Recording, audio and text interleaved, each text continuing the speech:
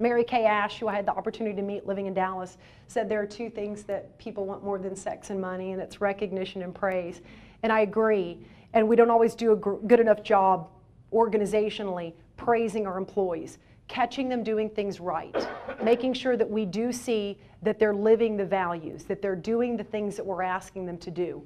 We do recognize the numbers that they hit, but we don't always recognize the behaviors that got them to the numbers. Because if I do a good job in whatever numeric you're grading me on, if I do a good job on the number side, I don't know how to replicate that. But if you tell me what I did behaviorally, I can replicate that.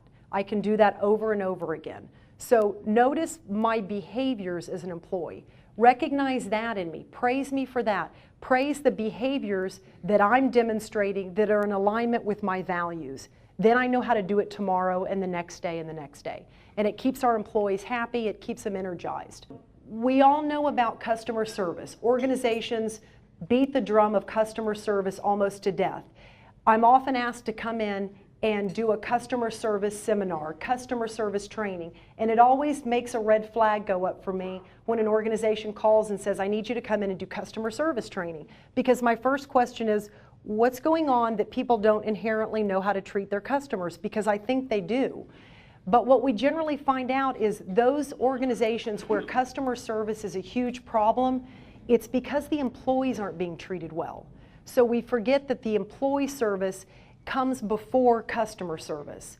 We will be able to treat our customers better if we are treated better. So I encourage you to think differently. Because it hasn't been done, because we have labor issues, because we have negotiated labor contracts, we can still think differently about the way that we make our organization the greatest organization to work in. What matters to our employees? What do they care about? What's going to be something that's going to make them say, I'm proud to work here because my organization cares about me, and I can name the ways that they care about me. So we need to think differently.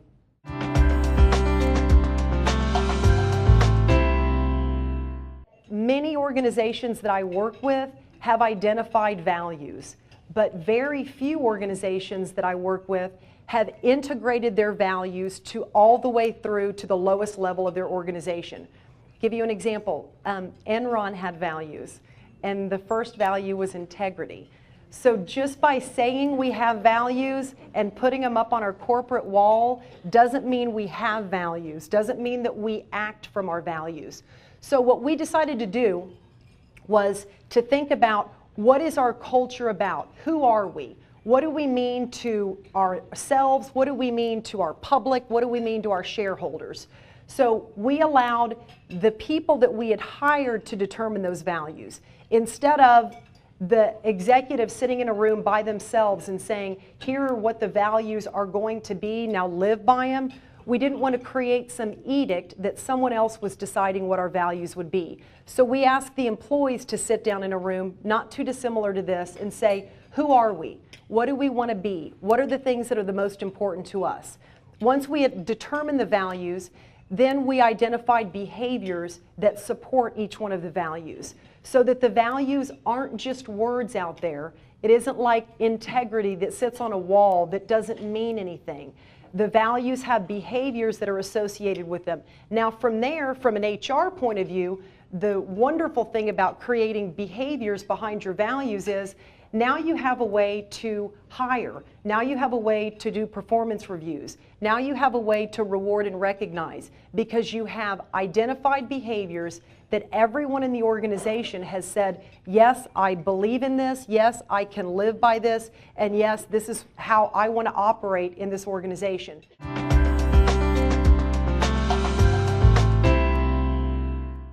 We want people to be able to make decisions. We want people to be able to be themselves, and we don't want a lot of rules and a lot of regulations, and we can sometimes tie ourselves into fits trying to present all of the ifs, ands, and buts, and sometimes we need to let people just be and make their own decisions, especially in a culture where we want leadership to emerge. Most certainly, the leaders would love for us to give them a manual that tells them every opportunity and here's how to solve it. If you turn to page 53A, then here's how you solve that problem. But that's not the kind of leaders we want to create. We want to create leaders who think, leaders who are given a task and they can figure out, based on our values, this is the best way to solve this problem. This is the best way to handle this decision. And if I know in my organization that if I make this decision and I'm in aligned with the values, I will be supported. I may not make the right decision, but I will be supported.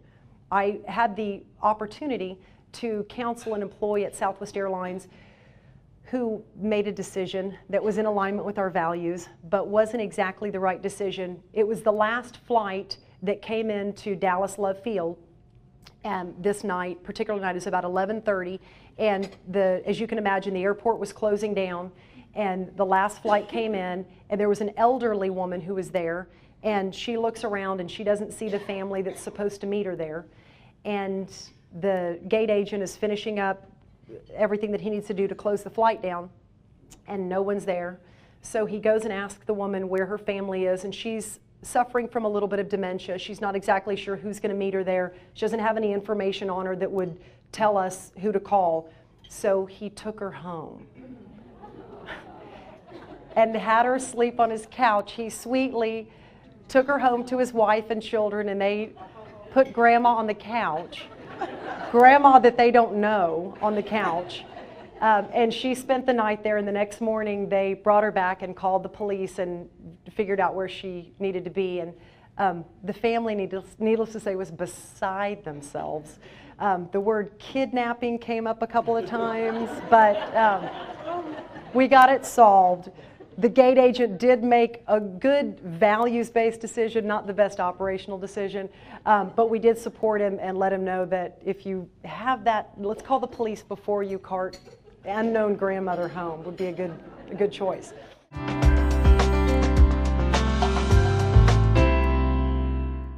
And remember that you are on the outside what you are on the inside.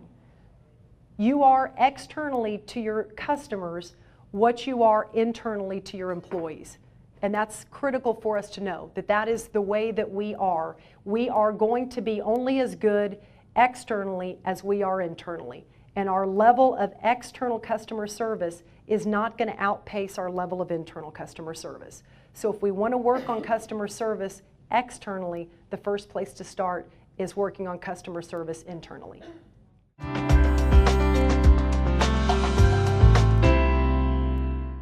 The reason it's important for our leaders to get it is because it does eventually lead to bottom line profitability.